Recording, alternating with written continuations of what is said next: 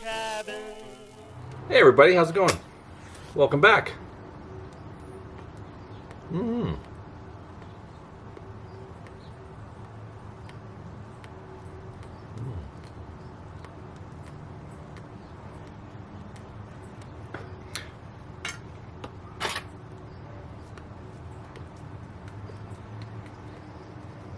Well,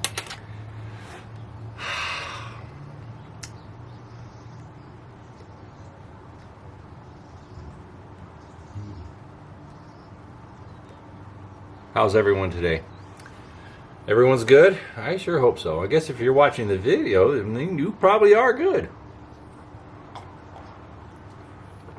A little coffee this morning. Yeah, got out here a little earlier than usual. Well, actually, technically late.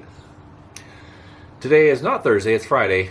You'll probably be watching this later today or tomorrow, but whatever the case is, we're doing it.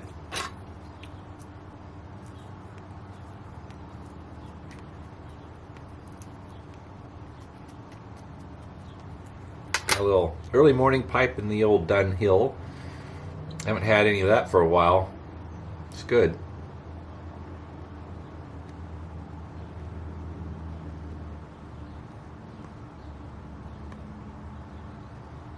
Very nice.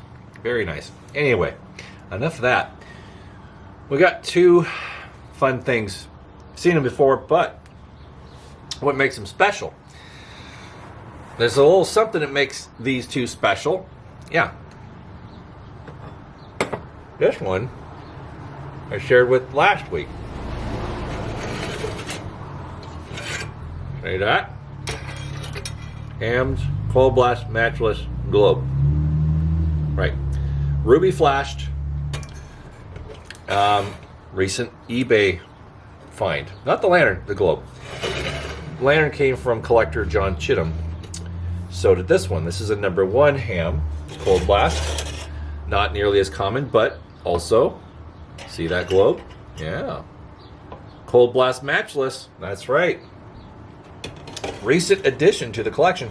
Now, that globe's special because it comes from another friend and collector. That would be Robert Emerson. He's a contact through the Tubular Lantern group. And he's done some trading with me and some solid deals. This globe, yeah, sorry. That interruption is brought to you by Monrovia Fire Department. There's a ladder truck driving over there. I don't know. Maybe they'll just go to the grocery store. They do that, you know. Anyways, what do we take to the grocery store? I don't know. The ladder truck. Perfect. So we have this guy burning. And it's a beautiful piece. It really is. But that globe was one of his. And we were talking because I showed him that ruby flashed one. And he's like, wow, I love one of those. So I started thinking about, that was the second one I had. Yeah, second one in the collection. So I'm like, well, do I need two? Probably not. So I decided to sell him one of mine. So I kept the one I really like, and I sold the other one to him. Well, I didn't sell it. I traded it for this one, for the clear one. And I have a clear one, but this one has a little bit more bolder, larger block letters. The other one is slightly smaller text in size. So I thought, well, what the heck? I could always use more clear matchless globes. I like them. They're beautiful and they're good to use for light, around the place. I don't burn them too high because I don't want them to crack. But anyways, they're identical. They're exactly probably out of the same mold. And they have the same exact strong strike on the relief of the embossing there. Exactly the same, just one is coated with a flashed ruby color. So it's neat. I like it. And it's hard to find these matchless globes with color. It is. It's not easy. And I always try and pick them up whenever they come up for sale, if for a reasonable price. Now, the funny thing is, This was listed for an opening bid. I want to say it was like $22, $25 for almost the entire thing, but I won it for, I think, 36 or $7. That's pretty good. That's pretty cheap for one of those. But there was also a buy it now price for like, I don't know, $89 or $99 or something. It was expensive. Now, I understand why some people want that much money for them, because they're not common. They're very rare. They don't surface a whole lot. No. Isn't that a nice mug? Blue enamel. Yeah, it's a nice one. I got a set of 4 of these recently. Good stuff. Anyway, I won it for under $40. Well, shipping pushed it a little over 50, but anyways. I thought, well, I had the other one. I thought, well, maybe I could sell that to somebody who would want it or need it for probably, I don't know, 50, 60 bucks, right? But then Robert showed me this nice Ham's Cold Blast globe, and I was like, well, I could use one. I could use another clear one. And he's a cool guy. He's done me some very handsome favors. You know, the May 4th, 1869 R.E. Dietz tubular that it was red, and I stripped it and, you know, kind of made it more honest looking. Well, that one, that came from him, and he won that at an auction, and I paid a very, very, very humble, fair price for that thing. Nowhere near what they can retail for. So he's been a cool guy. He's been a real solid friend, and why not? 1 for 1, straight up. Even though the Ruby one is technically worth more, I thought it was a fair trade, and I'm enjoying this thing in the number 1 Cold Blast CT Ham. Now, I'm not too sure when the Matchless globes came out. I want to say that they came out later than the era of these. These are like 1899, right around there, 98, 99. But I think they came out, the Matchless globes came out around probably 1907 or 10, somewhere around there. But I could be wrong. But they look good, and they're Ham's Cold Blast globes. They look nice. Now, the earlier Ham's lanterns, well, Ham's Cold Blast lanterns, like the patch corner pin lift that I have that you've all seen, that would have came with a Hot Blast number 0 style globe originally, because in the early mid-90s, no one was making Cold Blast lanterns except for Ham. Now, that's something that a lot of collectors are discovering, that CT Ham actually pioneered the Cold Blast design. That's true. Absolutely. They were one of the earliest companies that did the Cold Blast concept. And I think they kind of pioneered it and they perfected it, because with these double wall baffles, with those vents, it really creates a very steady flame. Perfect air supply, perfect steady flame. It's true. They don't waver much at all. When they're trimmed just right and warmed up, they burn flawless. I should say flawless. Ham's Cold Blast flawless. But anyways, Matchless. Why does it say Matchless? Does it mean it doesn't take one of these things? Haha, no. No, Matchless just means that its quality can't be matched. It's quite the claim, right? Yeah, matchless quality.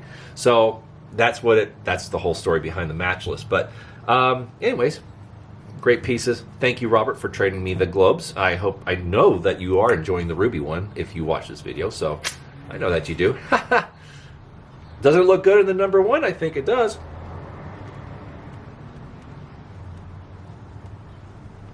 And for whatever it's worth,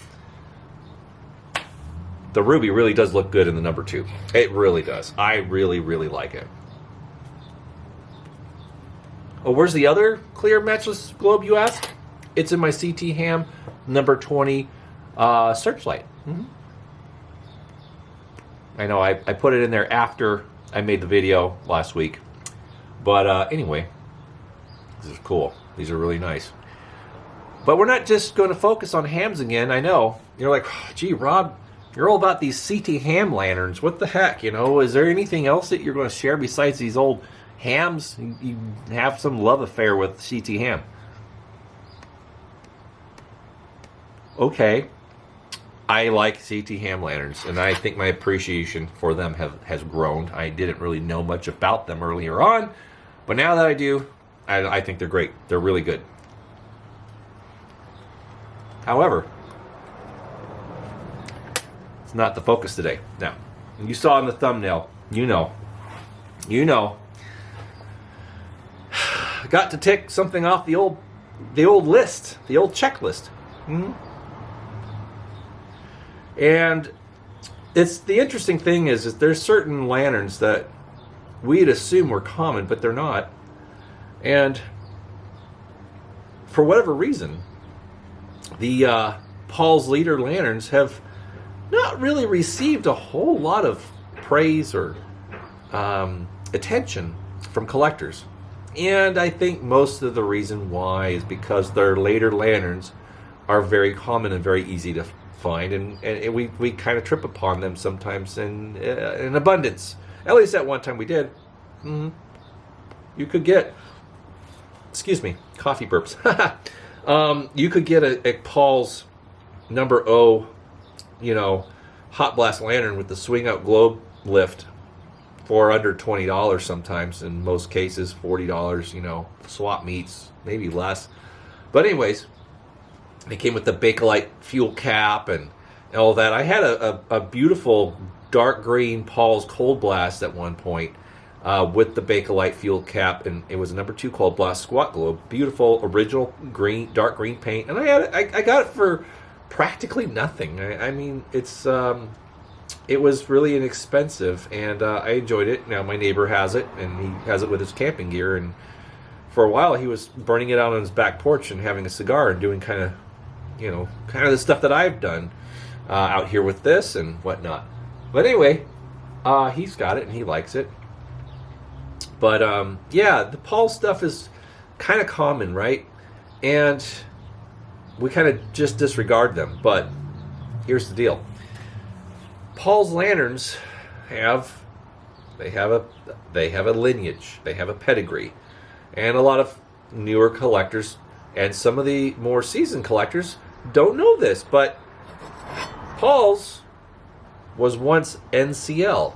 That's right, Nail City Lantern Company, or Lantern and Stamping Company. Yeah, NCL. They were, well, essentially the same. Now, what happened to NCL around 1900 or 1898, 99, right around there, became Wheeling Stamping Company. Yeah, they changed their name from Nail City to Wheeling. That's right. So the company continued as Wheeling, and the president of Nail City was A.W. Paull. Now, I don't have my notes with me here, but A.W. Paull was the president of Nail City Lantern and Stamping Company. Now, right around the turn of the century, it became Wheeling. I could be wrong, but I think A.W. Paull passed on, and he had a successor that continued the company and named it Wheeling Stamping from there on. And they named the lanterns after Paull, so that's why it's Paull's leader. Seems fitting, right? Right. Anyway, so it's fascinating, and they continued that swing out style of globe lift for their Nail City lanterns on the No. The Cold Blast not so much, but the No. Hot Blast still had that swing out globe early on and into the 1920s and 30s and 40s, I believe.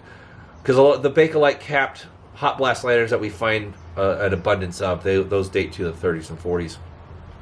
Anyway, great pieces.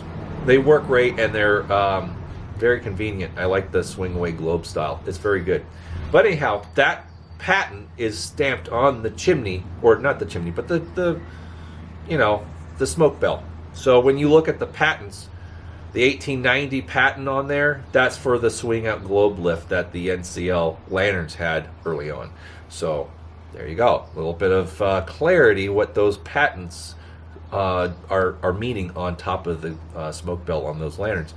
Anyways, right around 1900, everybody in the lantern game got onto the Cold Blast.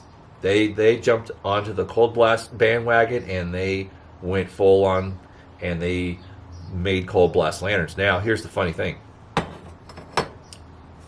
Dietz claims that they have the king of Cold Blasts with the Dietz Blizzard, right? That's fair. It's a good lantern. Beautiful, burning lantern. There's no complaints from my end. No way. I love my Blizzard. And it's a fantastic performer.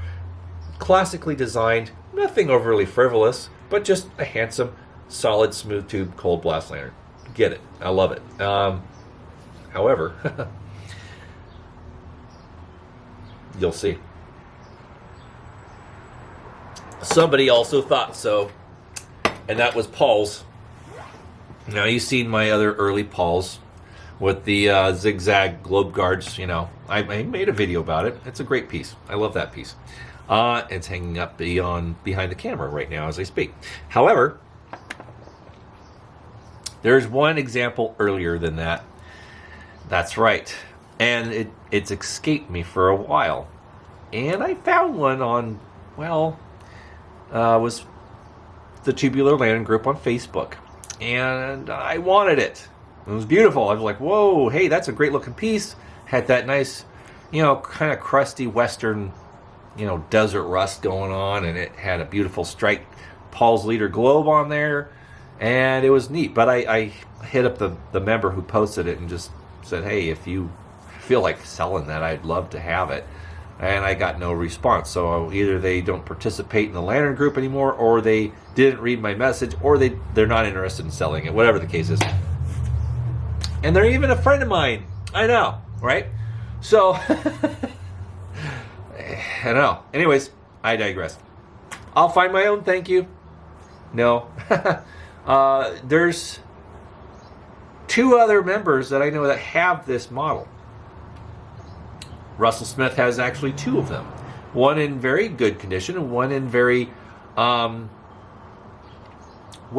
it burns and it works, but it's in very poor condition. It's kind of a rare survivor in the state that it is, but he leaves it the way it is and keeps it out of the weather and the moisture, and it will continue to live on in some capacity. However, I mean, sure, it could be repaired if you wanted to get crazy, but it still works. He's posted pictures of it. And then the other member, collector friend, is Ken. Ken has his channel, Lots of Trains. You've probably seen his channel as well, and you're probably subscribers of his as well. So that's cool. But here's the deal: he has the same Paull's early Paull's Cold Blast that I've been wanting to, and I'm glad he does because, I needed some information from him about it. But you'll see what we're dealing with here. Bring it up without further ado. Here it is. Paull's Leader #2 Cold Blast. Yeah, it's black. This is how it came. Came off of Facebook Marketplace. And friend and collector, Michael Large, he sent me a link to it on Marketplace and says, see if you can grab that. That's a rare one. I'm like, oh, I know. He knew that I was after one. So I looked at it and I hit up the seller and he wasn't interested in shipping. Now, a lot of sellers on Marketplace rather not ship. And I can appreciate that, I suppose, because shipping is kind of a hassle, but I've done a lot of it because of some of you have my lanterns.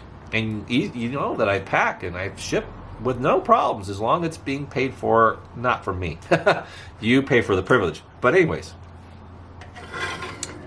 that guy did not want to ship it. So I put it out to a question. I put out a questionnaire, put it out to the group, say, hey, who lives near this guy and who could pick it up and send it to me? And so someone did, and they did, and they sent it to me, and I was like, wow, that actually worked. Very cool. I paid for it. I paid for their gas, and I paid for their time a little bit, and I paid for the lantern. And the lantern was $25, but in the end, I paid double that, triple that. So, but anyways, it's fine. I don't want anyone to do me any special favors without compensating them for their gas, at least, maybe a lunch. But anyway, so cheers. Yes, but this guy. So let me show you this. So this is not the correct burner. Okay, not the correct burner.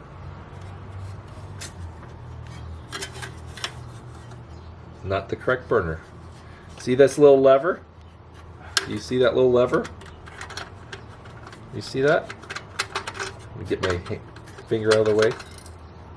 Yeah. So there's a little lever there. Do you see that thing? Right there? Yeah. So, it's weird. Have you ever seen that? Neither have I. But the Oracle, someone who we all know and appreciate the knowledge. But that's what I showed it to him, and he says that's a Phoenix burner. And there it is, the Phoenix burner. So it has this little thing. There's a little lever. You see down by the wick channel? Stop. So yeah, there's this little thing. It goes right through the burner. And there's a little lever. And what that's designed for is to extinguish the flame. Yeah, to extinguish the flame. So you just move that up and down, or move that across or up against the wick when you lower it, and then we'll just put it out all the way. Because when you lower the wick down to the level of the top of the channel, or the wick tube, whatever you want to call it, it still is a little bit of a blue flame. So you can just wiggle that, and it just blows it out completely. So it's an interesting design. They're not very common. This is the first one I've ever seen.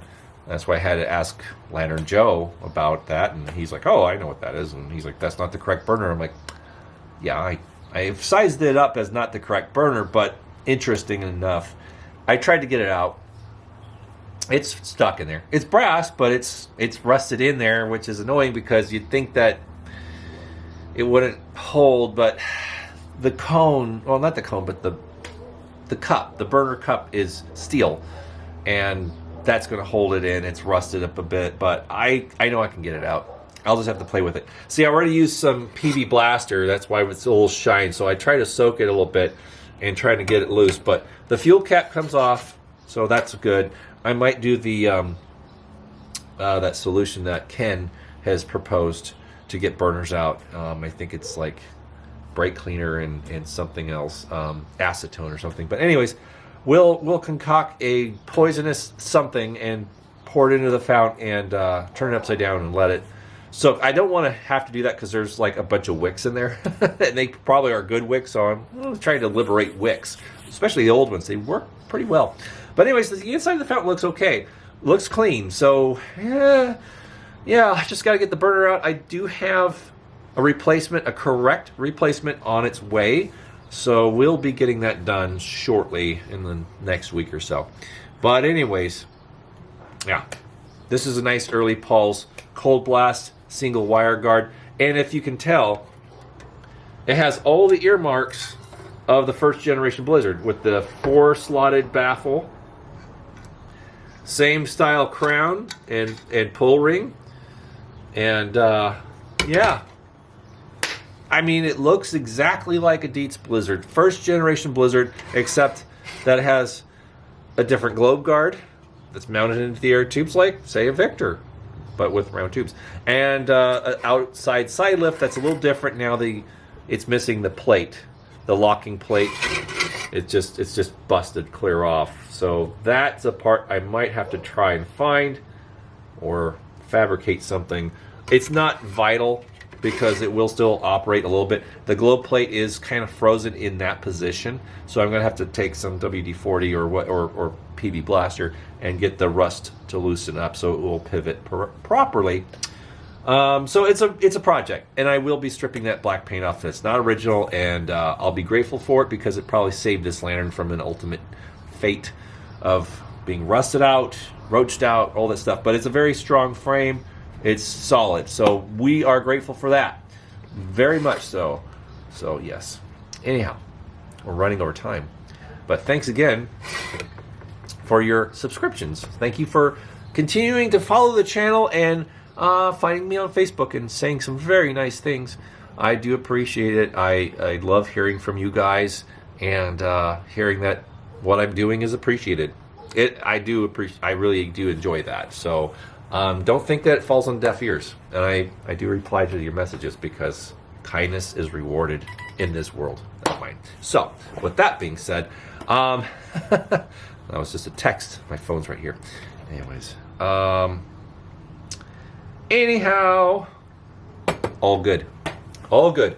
So have a great rest of your week, and we'll be seeing you next week, hopefully, with some more progress reports on this recent addition to the collection. So stay safe, stay cool. Just keep on watching. And I'll keep on making these videos. All right? Ooh, what's this? Airplanes. You know what we do with aircraft over my area.